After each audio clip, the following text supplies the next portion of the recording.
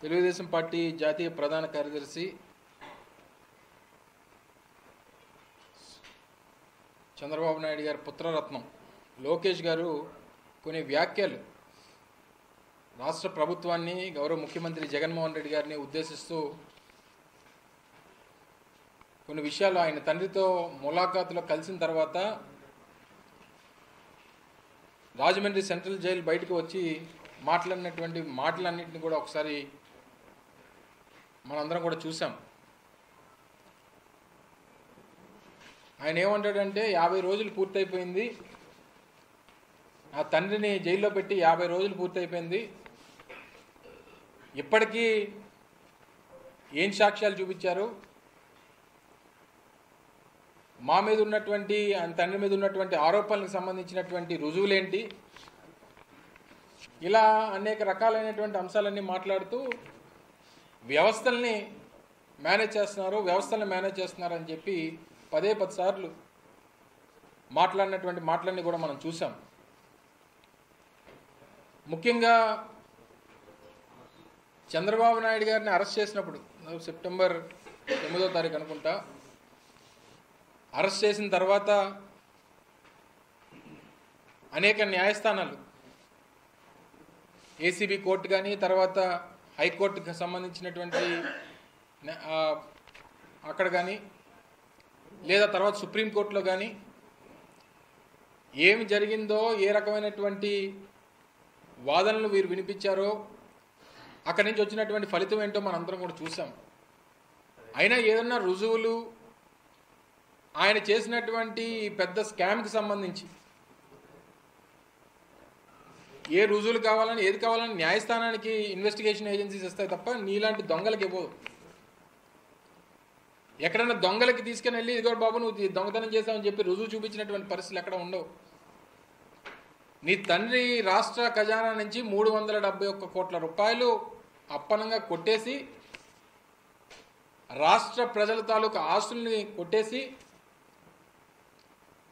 లక్షలాది మంది యువతకు ఉపాధి కల్పిస్తామన్నటువంటి పేరిట, వాళ్ళకి నైపుణ్యం కల్పించి వాళ్ళకి ఉపాధి చూపిస్తామన్నటువంటి పేరిట ఏ రకంగా డబ్బులు కొట్టేశాడో అనేటువంటిది మనందరం కూడా చూసాం.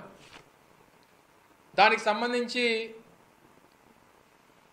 ఈ అనేక ఇన్వెస్టిగేషన్ ఏజెన్సీస్ చేసినటువంటి దాంట్లో దాదాపు 13 చోట్ల ముఖ్యమంత్రిగా చంద్రబాబు నాయుడు సంతకం పెట్టినటువంటి సందర్భాన్ని చూసాం.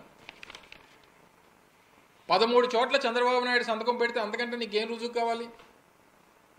అసెంబ్లీ సమావేశాల్లో డీటెయిల్డ్గా నీ తండ్రి ఎక్కడెక్కడ సంతకాలు పెట్టాడో అన్నీ కూడా చూపించాం. ఏ పేరిటైతే ఈ స్కామ్ని చేశావో, సీమెన్స్ సంస్థ అనేటువంటి పేరిట ఏదైతే స్కామ్ని నీ తండ్రి చేశాడో, ఆ సీమెన్స్ సంస్థ ఇన్వెస్టిగేషన్ ఏజెన్సీస్కి ఇచ్చినటువంటి వాంగ్మూలంలో అసలు మాకు ఇటువంటి దానికి అసలు సంబంధం లేదని చెప్పింది. ఇంతకంటే రుజువేం కావాలి నీకు? ఇంత పెద్ద ఎత్తున నువ్వు మీ తండ్రి అప్పరంగా డబ్బులు కొట్టేసి ఇంకా నాకు రుజువులు చూపించలేదు, ఏం రుజువులు ఉన్నా చూపించండి. వీటన్నిటికంటే మించి కోర్టుల దగ్గర, న్యాయస్థానాల్లో దాదాపు 4000 పేజీలు, 4000 పేజీలకు సంబంధించినటువంటి అనేక ఇన్వెస్టిగేషన్ చేసినటువంటి రిపోర్ట్స్, దాదాపు 130 నుంచి 140 మంది దగ్గర వాంగ్మూలాలు తీసుకున్నారు. కొంతమంది అధికారులు ఇచ్చినటువంటి వాంగ్మూలాలు ఉన్నాయి. నేరుగా సీమెన్స్ సంస్థ ఏదైతే మేము 300 కోట్ల రూపాయలు కడితే 3000 కోట్ల రూపాయలు సీమెన్స్ సంస్థ పెడతాదని చెప్పి దీనికి ఒక స్కామ్కి వీరు తెరలేపారో అదే సీమెన్స్ సంస్థ చెప్పింది అసలు మాకు దీనికి అసలు సంబంధమే లేదు, మాకు ఇటువంటి ప్రాజెక్టులు ఎక్కడా లేవని చెప్పి. ఇంత పెద్ద ఎత్తున డబ్బులు కొట్టేసి వాటిని వాడేసుకొని నీ ఆస్తులు కూడబెట్టుకొని ఈరోజు దొంగ దొరికిపోయిన తర్వాత మాకు రుజువులు లేవు, మాకు సాక్ష్యాలు చూపించండి, మమ్మల్ని ఎందుకు అరెస్ట్ చేశారు, ఏమి తప్పు చేయకపోతే 50 రోజులు ఎందుకు జైల్లో ఉంటారు నాకు తెలియగలుగుతాను. ఎందుకు ఏ కోర్టుకి వెళ్ళినా ఈ ఏమంటారు 17A ఈ ఈ ఈ రకమైనటువంటి ఈ పాయింట్లని అడుగుతారు తప్ప తప్పు చేయలేదనేటువంటి మాట ఎందుకు చెప్పట్లేదు ఎవరు ఎక్కడన్నా? నువ్వు కానీ మీ తల్లిగారు కానీ నీ పార్టీకి చెందినటువంటి చెంచాలు కానీ వీళ్ళందరూ 17A గురించి మాట్లాడతారు తప్ప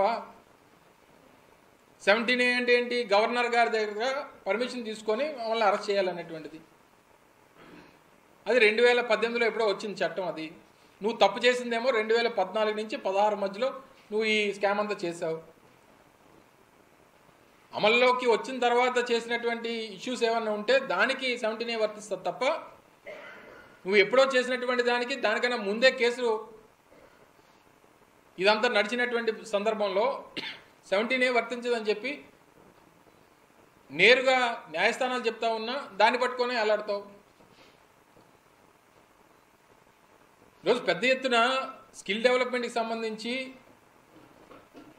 క్యాబినెట్ ఆమోదం లేకుండా కార్పొరేషన్ స్థాపించారు.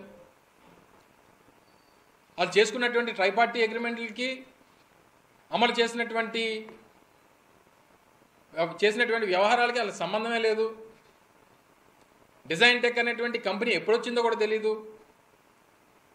అప్పటి వరకు లేనటువంటి కంపెనీ అప్పుడే పుట్టిస్తారు. వారితో చేతులు కలిపి డబ్బులు రూట్ చేసుకుంటారు. రూట్ చేసినటువంటి డబ్బులు తిరిగి హైదరాబాద్లో చంద్రబాబు నాయుడు గారి జూబ్లీ హిల్స్ ప్యాలెస్కి డబ్బు వస్తుంది. ఇది జరిగింది. వచ్చినటువంటి డబ్బును వాడేసుకున్నావో ఆశలు కూడబెట్టుకున్నావో